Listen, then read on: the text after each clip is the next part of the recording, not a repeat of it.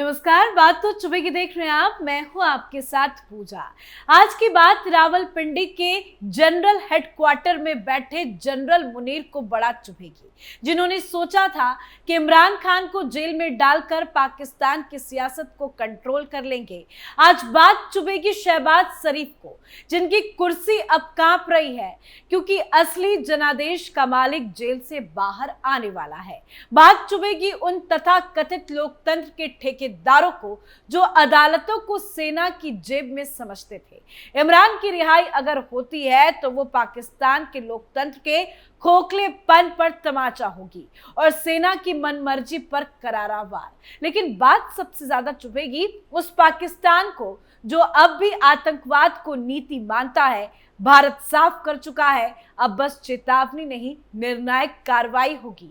Operation सिंदूर सिर्फ शुरुआत था। जयशंकर से लेकर मोदी और राजनाथ तक हर एक लफ्ज अब पाकिस्तान की कब्र खोद रहे हैं। ये समझ लो, इमरान आए या शहबाज रहे, भारत अब माफ नहीं करेगा। बात चुभेगी, लेकिन अब चुप नहीं रहेंगे। तो आज बताऊंगी वो सारी बात जो पाकिस्तानियों को बड़ा चुभेगी। लंबे वक्त से जेल में बंद पाकिस्तान के पूर्व प्रधानमंत्री इमरान खान के लिए कुछ अच्छी खबर सामने आ सकती है। उनकी पार्टी पाकिस्तान तहरीक-ए-इंसाफ के एक शीर्ष नेता ने दावा कर दिया है कि 190 मिलियन पाउंड के अल कादिर ट्रस्ट मामले में इमरान खान को जमानत मिल सकती है।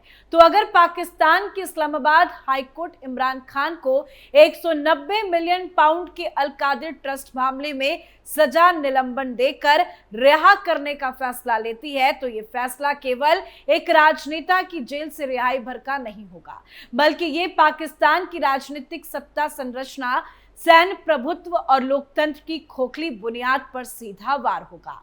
इमरान खान इस समय न केवल एक पूर्व प्रधानमंत्री हैं, बल्कि वो उस जनमत के प्रतीक बन चुके हैं जो पाकिस्तान की स्थायी सत्ता यानी सेना और पारंपरिक सियासी जमातों से गहरी नाराजगी रखता है। उनकी रिहाई का मतलब होगा एक ऐसे नेता की वापसी जो खुद को राजनीतिक शहीद के तौर पर पेश करेगा और ये कहेगा कि उसे जेल में बंद करके लोकतंत्र को कुचल दिया। रिहा होते ही इमरान का पहला निशाना सेना और शहबाज शरीफ की गठबंधन सरकार पर होगी। वो न सिर्फ खुद को जनादेश का असली हकदार बताएंगे, बल्कि जिस तरह से उन्होंने बार बार पीएमएलए एन और पीपी को जनादेश चोर कहा है, उससे तय है कि उनकी अगुवाई में विपक्षी दलों को एकजुट करने की कोशिश की जाएगी। वो जेल से बाहर निकलते ही तुरंत पाकिस्तान की सड़कों पर उतरने की रणनीति बनाएंगे, क्योंकि उनके पास खोने के लिए अब कुछ नहीं है और पाने को बहुत कुछ है। इस आंदोलन को लेकर पहले से ही संकेत मिल चुके हैं। पीटीआई के वरिष्ठ नेता गौहर अली खान ने साफ कर दिया कि पार्टी एक राष्ट्रव्यापी विरोध आंदोलन चलाएगी और इसकी अगुवाई खुद इमरान खान जेल से करेंगे। उन्होंने ये भी दावा किया कि इस लड़ाई में कोई समझौता नहीं होगा, यानी इमरान अब पीछे हटने को तैयार नहीं है। पाकिस्तान में ये टकराव केवल राजनीतिक नहीं है, बल्कि व्यक्तिगत और पार्टी युद्ध की शक्ल ले चुका है। इमरान खान की रिहाई से सबसे ज्यादा बेचैनी रावलपिंडी के पाकिस्तानी सेना मुख्यालय में होगी, खासकर army chief general Asim Munir के खेमे में। जनरल मुनीर और इमरान खान की दुश्मनी किसी से छिपी नहीं है। इमरान बार बार ये आरोप लगा चुके हैं कि उन्हें और उनकी पत्नी बुशरा बीबी को व्यक्तिगत दुश्मनी और बदले की भावना से जेल में डाला गया। ये एक निर्वाचित प्रधानमंत्री द्वारा मौजूद सेना प्रमुख और सार्वजनिक रूप से लगाए गए सबसे गंभीर आरोपों में से एक है। अब सवाल ये उठता है कि अगर कोर्ट उन्हें रिहा कर भी देती है तो क्या सेना उन्हें वाकई बाहर आने देगी?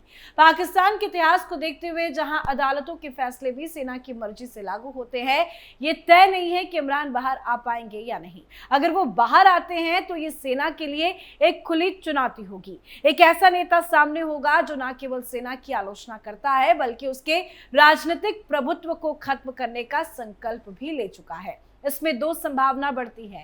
पहली संभावना कि सेना बैकफुट पर आ जाए और न्यायपालिका के फैसले को स्वीकार करे, जिससे देश में लोकतंत्र का भ्रम बरकरार रहे। और दूसरी संभावना इस बात की है कि सेना पर्दे के पीछे कोई नया खेल खेले, जैसे किसी कानूनी तकनीकी आधार पर रिहाई को टाल देना या फिर अन्य केस में दोबारा गिरफ्तारी। लेकिन संभावना इस बात की भी है कि सेना और न्यायपालिका आमने सामने आ जाए और ये टकराव पाकिस्तान के संवैधानिक ढांचे के लिए बड़ा खतरा बन जाए तो ये तय है कि पाकिस्तान इस समय एक ऐसे राजनीतिक आर्थिक दलदल में फंसा है जहां कोई भी फैसला हो, चाहे इमरान की रिहाई का हो या ना हो, पाक पहले से और भी अधिक अस्थिर हो जाएगा। अगर इमरान रिहा होते हैं तो वो खुद को जन आक्रोश और लोकतांत्रिक अधिकारों की लड़ाई का चेहरा बनाकर सड़कों पर उतरेंगे, जिससे पाकिस्तान में व्यापक विरोध और हिंसा की संभावना बनेगी। तो दूसरी ओर अगर उन्हें रिहा नहीं किया जाता तो ये उन करोड़ों समर्थकों को और भड़का देगा जो पहले से ही सत्ता, प्रतिष्ठान और सेना से नाराज चल रहे हैं। यानी दोनों ही सूरतों में पाकिस्तान की सियासत में टकराव, हिंसा, संस्थागत टकराव और सामाजिक विभाजन और ज्यादा गहराएगा। यह अस्थिरता भारत के लिए सामरिक दृष्टि से अनुकूल मानी जाएगी, क्योंकि एक आंतरिक रूप से बिखरा हुआ और राजनीतिक रूप से उलझा पाकिस्तान अगर भारत को मिलता है तो वर्तमान हालत में उसे मटियामेट करना भारत के लिए बहुत आसान होगा। लेकिन अब सबसे गंभीर सवाल यह है कि पाकिस्तान में चाहे जिसकी सरकार हो, सत्ता में बतौर प्रधानमंत्री चाहे शहबाज हो या फिर इमरान, ये तो एकदम तय है कि पाकिस्तान की आतंकी नीति जारी रहेगी। तो इसके बीच ये समझना बेहद जरूरी है कि भारत के लिए किसे हैंडल करना ज्यादा आसान होगा। ये सवाल पाकिस्तान की राजनीति की गंदगी और भारत की रणनीति में क्या प्रायोरिटी पर है, इससे सीधे तौर पर जुड़ा है। शहबाज शरीफ की सरकार भारत के लिए अपेक्षाकृत मैनेजेबल रही है। पहलगाम हमला हुआ, इसका भारत ने मुंहतोड़ जवाब दिया। शहबाज ने अंतर्राष्ट्रीय मंचों पर भारत के खिलाफ बयान तो दिए, लेकिन उनका टोन आक्रामक नहीं रहा। भारत पाक नियंत्रण रेखा पर भी शहबाज सरकार के दौरान हालात अपेक्षाकृत शांतिपूर्ण ही रहे हैं और भारत के लिए स्पष्ट था कि असल सत्ता रावलपिंडी के जीएचक्यू में है। इससे भारत को यह अनुमान लगाने में आसानी रही कि निर्णय कौन ले रहा है और किन सीमाओं में काम कर रहा है। ऐसे नेता के साथ डील करना आसान नहीं होता जिसकी स्वतंत्र निर्णय क्षमता सीमित हो और जो सेना की लाइन से बाहर नहीं जा सकता। इसके उलट इमरान खान एक ऐसे नेता है जो न केवल सार्वजनिक रूप से भारत विरोधी बयान देने के लिए जाने जाते हैं, बल्कि अपने कार्यकाल में कश्मीर को अंतर्राष्ट्रीय मंचों पर लगातार उछालते भी रहे हैं। खासकर 2019 की बालाकोट एयर स्ट्राइक के बाद उनका रवैया आक्रामक और उन्माद फैलाने वाला रहा था। लेकिन इसी इमरान के भीतर एक विरोधाभास भी है। उन्होंने कई बार भारत से व्यापार शुरू करने की कोशिश की थी, जो पाकिस्तानी सेना के विरोध के कारण सफल नहीं हो सकी। यानी इमरान भले ही पब्लिकली भारत के खिलाफ बोलते हैं, लेकिन उनकी आर्थिक सोच भारत से रिश्तों को बेहतर करने की और भी झुकी हुई है। अगर भविष्य में इमरान सत्ता में आते हैं और सेना का प्रभाव सीमित हो जाता है, तो भारत के पास एक ऐसा नेता हो सकता है जो कश्मीर पर अपनी पोजीशन बनाए रखते हुए भी व्यापार और स्थिरता के लिए तैयार हो।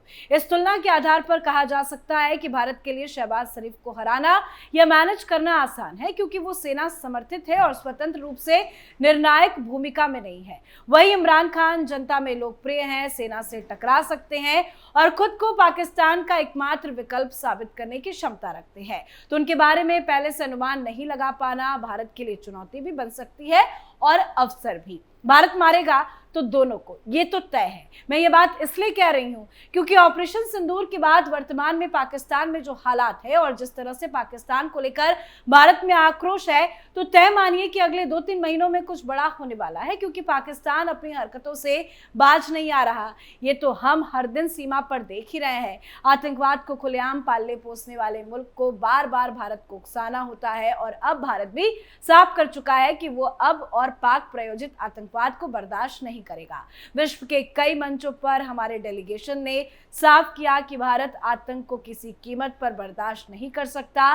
तो दूसरी बात कि विदेश मंत्री एस जयशंकर ने बेल्जियम में साफ चेतावनी दी कि अगर भारत पर आतंकवादी हमला हुआ तो हम पाकिस्तान के अंदर घुसकर मारेंगे।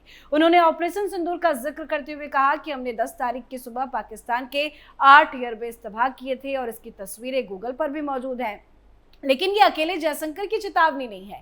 प्रधानमंत्री नरेंद्र मोदी, गृह मंत्री अमित शाह और रक्षा मंत्री राजनाथ सिंह तक हर मन से यही बात दोहरा रहे हैं कि भारत अब सिर्फ प्रतिक्रिया नहीं देगा, निर्णायक प्रहार करेगा। पीएम मोदी पहले भी कह चुके हैं कि अब भारत घर में घुसकर मारता है। अमित शाह ने पाकिस्तान को खुला संदेश भी दिया है कि अगर आतंक फैलाओगे तो खामियाजा तो भुगतना पड़ेगा। राजनाथ सिंह ने भी चेताया है कि अब भारत सिर्फ रक्षा नहीं बल्कि निर्णायक कार्रवाई करेगा। तो अब बचा कौन जिसे कुछ और क्लियर करने की जरूरत है। मतलब साफ इशारा है कि पाकिस्तान पर कार्रवाई अब सिर्फ समय का इंतजार कर रही है, मतलब कि किसी भी रूप में भारत की जवाबी कार्रवाई तय है। पाकिस्तान अब तो बच नहीं पाएगा। यह सिर्फ चेतावनी नहीं, आने वाली हकीकत है और यही बात पाकिस्तानियों को बड़ा चुभ रही होगी। हालांकि देखना दिलचस्प होगा कि इमरान खान जेल से बाहर आते हैं या नहीं, लेकिन जो स्थिति परिस्थिति बन रही है, लगता है कि जैसे ही इमरान खान जेल से बाहर आएंगे, मुसीबत पाकिस्तानियों की, शहबाज शरीफ की और आसिम मुनीर की ज्यादा बढ़ने वाली है। तो आप अपनी राय कमेंट करके लिखिएगा। देखते रहिए कैपिटल टीवी। नमस्कार।